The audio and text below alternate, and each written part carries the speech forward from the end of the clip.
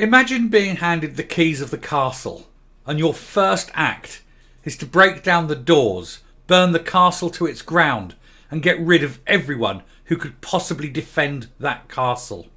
It's the act of a madman. And that's exactly what Humza Yousaf has done. Because he's bonkers. The man is a fool. And he's leading to civil war within the SNP. We are going to see very quickly the final dramatic end of this house of cards as it tumbles to the ground. He gets rid of the good ones and hires and promotes those who should on no account be given power because they are so out of touch with reality and what the people of Scotland want that it cannot end any other way than a complete and utter collapse. It's fantastic. Let's get into this story. Seriously, you couldn't make it up. He says he wants to unite the party. He's the one that will be the driving force in Scottish politics for years to come. He will shape the party in his image, and they will move forward and convince everybody that independence is the best thing for Scotland. And he immediately gets rid of the one person he absolutely needs to give his government any kind of fiscal legitimacy. He takes his finance secretary, Kate Forbes. She went against him in the leadership contest, but she understands what Scotland needs in a financial basis to some degree.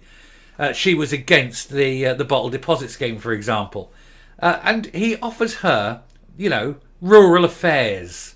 It's a massive, massive demotion. It is his way of saying, look, I'm going to be inclusive and offer you a job in my cabinet, but I'm going to humiliate you publicly. And she's told him, go shove it up your arse, and quite rightly too. And she's walked and said that she isn't going to serve under him because he is, as we all know, a complete and utter tosspot.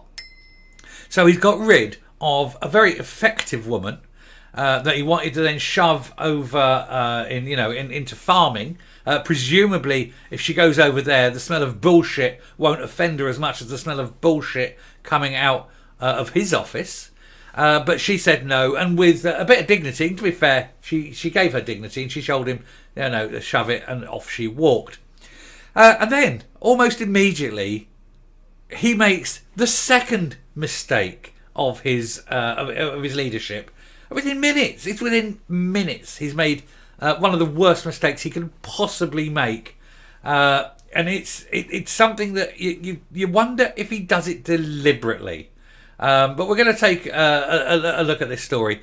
But it is amazing. So, SNP civil war rages after Humza Yousaf tries to demote narrowly defeated leadership rival Kate Forbes, but she tells him to stick it and quit. Now, he's got to look at the numbers and realise actually half the party like her, and the majority of Scots prefer her over him. And he does that to her. He's now alienated half the people in his own party, half the people who wanted her as leader, and he's alienated them. So his first act of unification is to riven the party through the middle. He's cleaved it in two. Those who like him and those who like her. The man is a fucking moron. Does nobody sit there behind him and say, don't do that, sir? That would be a really incredibly stupid thing to do.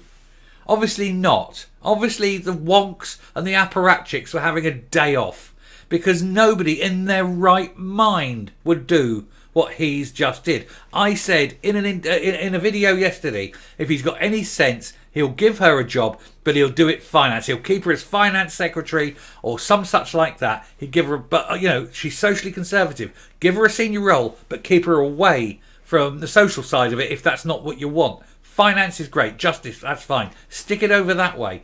Don't, for God's sake, give her anything below where she is, and certainly don't give her anything sort of on the left-leaning side of the party. But what does he do? He gives her farming. What an arsehole, really. Anyway, she's gone. And then, for his deputy, he promotes someone who's English in the Scottish National Party because he wants to show his credit. He hates the English. And yet there it is. Shona Robinson, promoted to deputy. A woman who is English, born in England.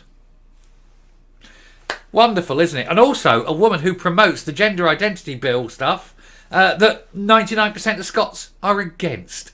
So he's alienating half his party immediately, and he's alienating 99% of Scots immediately. The man has not got a brain cell in his party. Anyway, the SNP civil war was ramped up today. We're going to get into this, I tell you, it's cracking. The SNP civil war was ramped up today after Humza Yousaf effectively sacked leadership rival Kate Forbes. The incoming Scottish First Minister was accused of pouring petrol on the party by only offering Miss Forbes a huge demotion to rural affairs. Get over there and get in touch with your farming side. Fuck off, you moron. Anyway, the Finance Secretary, who lost by a narrow 52% to 48% margin, reportedly told him where to stick it. And Miss Forbes has now announced she will not be serving in Mr Yousaf's administration, although she insisted she will still support him at Holyrood. What else can she say? I love the way she told him to stick it. And I'm looking at that facial expression there, and I think that he has, just at that moment, stuck it. Anyway, in a further move more likely to stoke divisions, Mr Yousaf appointed the minister who railroaded the controversial gender reforms through Parliament as his deputy. Shona Robinson was handed the key role within minutes of Mr Yousaf being formally confirmed as First Minister after a vote by MSPs. Mr Yousaf will be officially sworn in. Well, he has now been officially sworn in. And he's basically, he has stuck it, looking at that face. And there she is, walking away with dignity, don't blame her.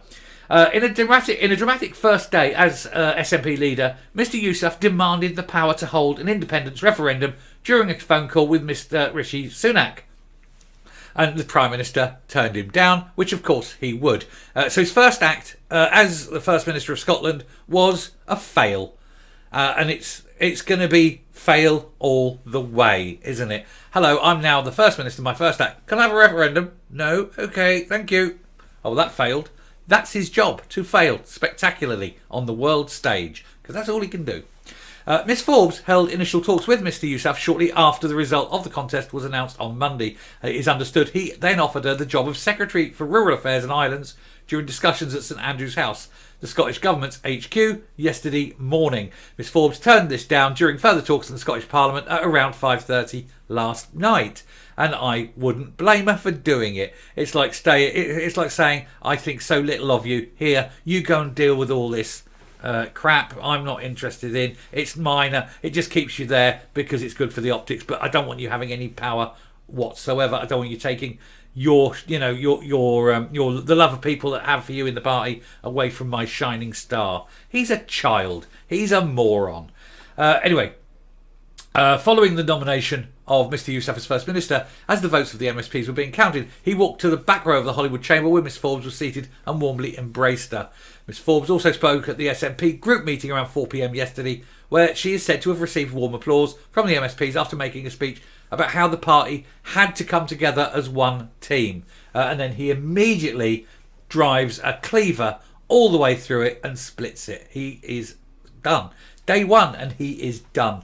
It is understood that Ash Regan, who finished third place in the leadership contest, did not attend and probably hasn't been offered a place.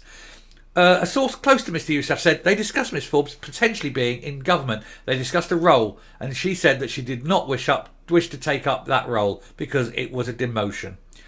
A source in Miss Forbes' leadership campaign said Kate spoke with Humza, let him know she did not wish to be considered for a cabinet position at this time and will support the government from the back benches. It was amicable and Kate wishes Humza well as he puts his cabinet together. Well, at least she's got some grace. Kate is also a mum of a young family. However, another source told the Scottish Sun she told him where to stick it. Last night, Miss Forbes tweeted that she was delighted to have voted for Mr Yousaf to be First Minister, saying, "He has my full support." She's playing the long game. I think she's absolutely playing the long game. She said it was a great credit that the first official conversation he had after the result was with her, adding, "He's been respectful, warm and supportive throughout. In whatever capacity I serve, I'll support him." And then he offers a pile of crap. Ex-SNP Minister Alex Neil described the offer to Miss Forbes as an insult. During the bitter leadership campaign, Miss Forbes branded Mr Yousaf the continuity candidate, but said more of the same would be accepting mediocrity. And she was right. You've got a man who goes out there, says, "I'm the greatest thing since sliced bread," barely scrapes barely scrapes the vote in. Only 37% of the party vote him as first choice. and he gets in, and that is despite having all the mechanisms of the party pushing his chances, pushing his candidacy, and he barely fell over the line.